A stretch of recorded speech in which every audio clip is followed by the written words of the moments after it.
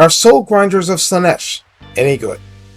Of course I wanted to cover them all, so let's cover the edgy Slaanesh one. What secrets does this one hold? Recruited for 1900 gold equivalent and 475 upkeep.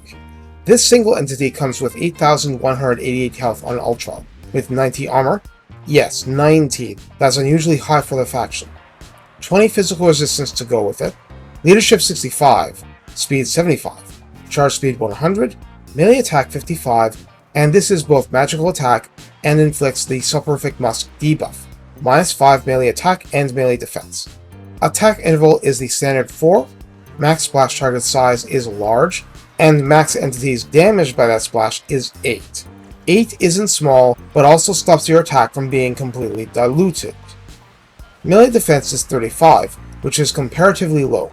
Weapon strength starts at 520, split between base 155 and armor piercing 365, with a bonus versus large of 25.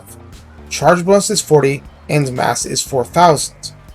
This unit is a siege attacker, of course, demonic, of course, inflicts fear and terror, and has strider and devastating flanker. In the Nakari Red skills, such sights to show you grants +6 melee attack and +12% weapon strength at 3 pips, so the rich get richer again. If there's one thing this unit needed in excess, it's weapon strength and melee attack, because that's 2 things. Excess. Secret Keeper gives rank 7 grinders leadership +5, melee defense +5, and bonus versus infantry +7. Chromatic Servitude in the tech tree grants a 10% upkeep reduction and +10 armor. Pretty token, but that means armor 100. So how do you use the... Wait, isn't there something missing? Oh yeah, this unit has no missile attack. It's a pure melee unit, and it's not particularly fast when compared to a lot of stuff in the roster. I mean, it's fast enough, but what we see here is an anti-monster monster with devastating flanker. It has enough splash damage to be competent against infantry.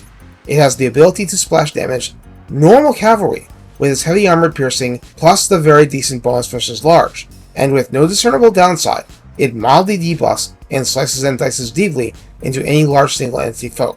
So, while you can use it in other ways, there are a lot of things in this roster that can slaughter infantry.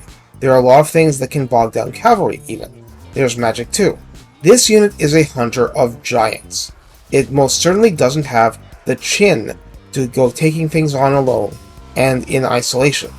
But as the coup de grace in a group effort, it is very, very nice for hunting heads. And when war hydras are on the field, that's a lot of heads you have to hunt. Besides, like I mentioned at the start, it's actually very strongly armored on top of that 20% physical resistance. Why not take full advantage? Isn't that what Slaanesh is about? So laugh off a decent number of missiles, but remember, it's a big target, so use that speed and make the enemy work for it. Take care, and have fun grinding souls under your feet. I mean, there must be some Slaanesh spin to this concept. Anyway, take care.